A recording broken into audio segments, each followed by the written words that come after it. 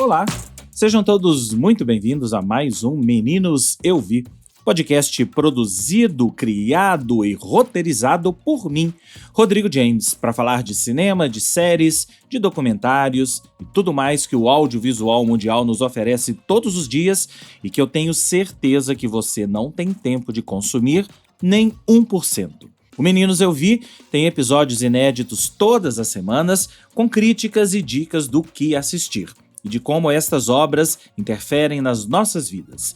Sigam esse podcast nos principais agregadores do mercado: Spotify, Apple, Deezer, Amazon, YouTube, para vocês serem avisados dos próximos episódios.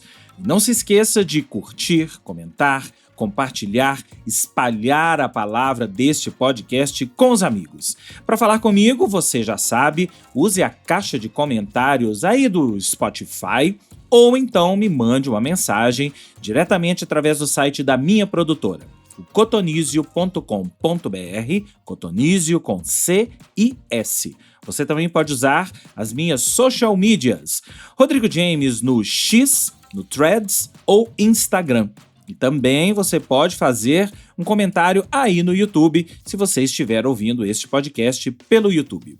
Por fim, eu tenho que reforçar o convite para você seguir a minha newsletter chamada Mala, com notícias, críticas e uma curadoria de cultura pop e entretenimento que eu solto todas as sextas-feiras para os e-mails cadastrados. Para se cadastrar e acessar, vá até o malanewsletter.substack.com ou acesse aí as minhas redes que tem todos os links lá. Hoje vamos falar de mais uma franquia: Ghostbusters Apocalipse de Gelo. I've been waiting 40 years for this. They called themselves Ghostbusters. According to these hacks, they saved the world. No eyewitnesses. And who is found to carry the torch? Descendants of Egon Spengler. You have a miner hanging out the side of a moving vehicle, firing a laser gun indiscriminately. Has a proton pack. It's completely safe. I wouldn't say completely safe. The Ghostbusters are finished. Right, well, overruled. Sustained. Bom, em primeiro lugar, eu preciso dizer que eu adoro essa franquia. Ou o primeiro Caça-Fantasmas. É um dos filmes da minha vida. Eu me lembro quando eu assisti lá na década de 1980, e sim, eu venho de longe, e me imaginei sendo um caça-fantasmas. Quem nunca? Qual garoto ou adolescente da década de 80 ou das décadas seguintes, não assistiu a esse filme e ficou se imaginando fazendo parte daquele grupo? O primeiro Caça-Fantasmas tinha uma característica muito especial, que era aquele humor oriundo do Saturday Night Live.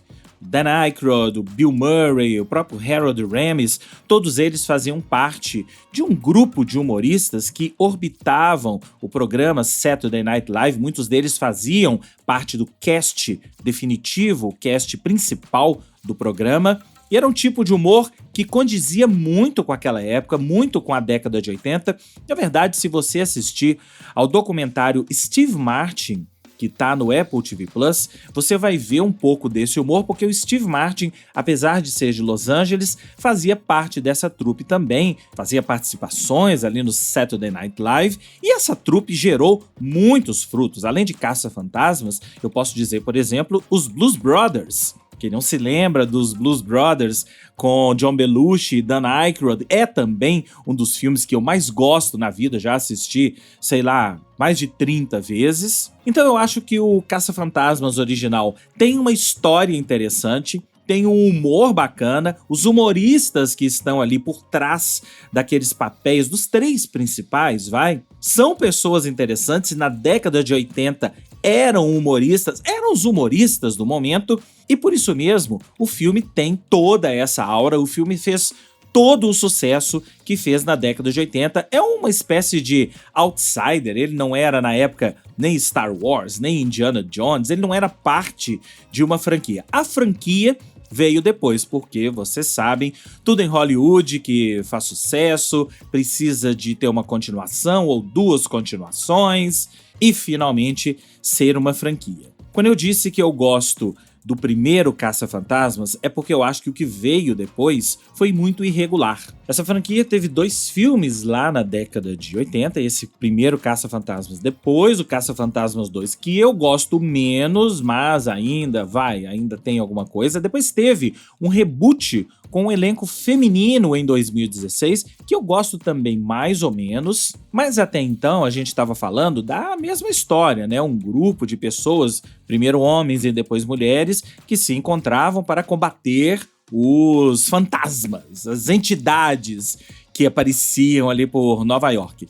Aí, em 2021, veio o filme Ghostbusters Mais Além. Primeira coisa é que eles assumiram o nome Ghostbusters, não se chama mais Caça-Fantasmas aqui no Brasil, eu acho até que por motivos óbvios, né? Ninguém chama de Caça-Fantasmas, todo mundo chama de Ghostbusters. E eu acho que no Mais Além, eles fizeram o mais difícil, que é dar um reboot completo na franquia ou na série de filmes, chame como você quiser, introduzindo outros personagens, colocando a ação em um outro lugar, em um outro tempo, décadas depois do filme original ou dos filmes originais, e criando todo um novo universo, novos personagens, novos caça-fantasmas, pra gente aí sim ter uma nova franquia. E aí vem o Ghostbusters Apocalipse de Gelo, esse filme que estreia agora nesta semana em todo o Brasil e que já estreou nos Estados Unidos há algum tempo e não foi lá muito bem de bilheteria. Eu consigo entender o porquê. Enquanto no filme passado eles se esforçaram por fazer uma nova história, introduzindo principalmente a personagem da McKenna Grace, que é a Phoebe Spangler, neta do Spangler original, que era o papel do Harold Ramis, o único do elenco original que já morreu, além, claro, do diretor Ivan Reitman. A McKenna Grace, ou a Phoebe Spangler, é quem herda toda a ciência, toda a verve de ciência e de combater fantasmas de seu avô, o Egon Spengler. Em paralelo, a gente vê a sua história familiar, a sua mãe, Kelly, vivida pela Carrie Coon, que se apaixona pelo Mr. Gruberson, que é vivido pelo Paul Rudd, que para muitos é o ator principal, protagonista desses 2 filmes, mas eu não acho, eu acho que é a McKenna Grace. E tem também o Finn Wolfhard, fazendo o papel do Trevor, irmão da Phoebe. E aí, voltando para o Frozen Empire, o Império do Gelo, ou melhor, o Apocalipse do Gelo, o filme acaba por perder um pouco ao ser reverente demais ao primeiro filme Caça-Fantasmas. Então a gente tem de volta não só Bill Murray e Dan Aykroyd vivendo Peter Venkman e Ray Stantz, mas a gente tem o Winston, vivido pelo Ernie Hudson.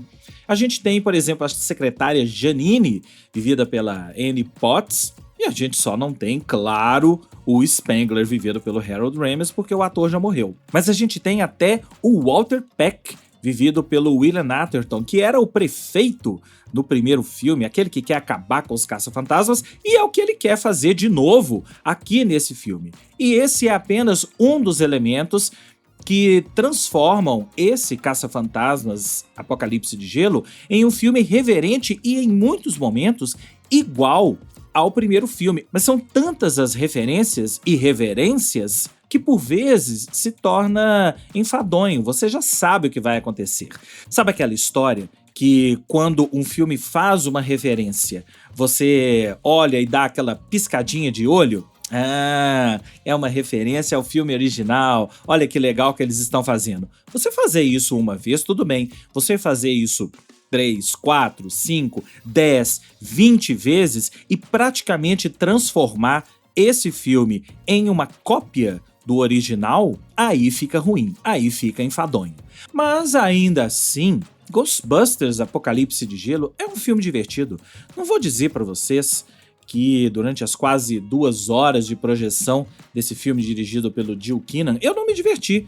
Claro que as ações são legais, a gente tem de volta parte daquele humor do primeiro filme, ainda que eu ache, por exemplo, que alguns personagens, como o próprio Peter Venkman, vivido pelo Bill Murray, o grande Bill Murray, tá completamente perdido ali. Ele tem poucas cenas no filme e você não sabe o porquê que ele tá ali, além do fato de ser o Peter Venkman. o Bill Murray. É a reverência pela reverência, sem nenhum sentido, mas ainda assim, descontando tudo isso, as 2 horas de projeção divertem, porque o Jill Keenan consegue extrair um ritmo legal, um ritmo interessante do filme e você se entretém. É mais um daqueles filmes 3 estrelas em 5, já vou adiantando a minha nota, que logo que você sai do cinema, você se esquece dele. Não é um filme que a gente vai se lembrar daqui a algum tempo, e eu tenho certeza que numa revisão daqui a 5, 10, 15 anos, esse filme vai ficar bem pior. Mas se você está procurando 2 horas de diversão em uma sala de cinema, eu tenho certeza que você vai se divertir com Ghostbusters Apocalipse do Gelo, nem que seja para chegar em casa depois, pegar o primeirão Ghostbusters, coisa que eu fiz, e colocar para assistir e se deliciar com o humor de uma das melhores épocas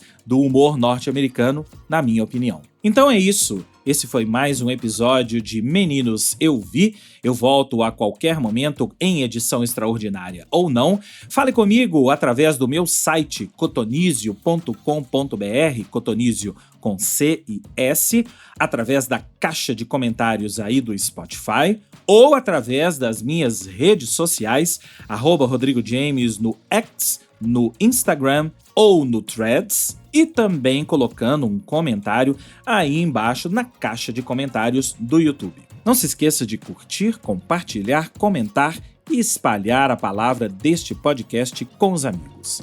Um grande abraço e até a próxima.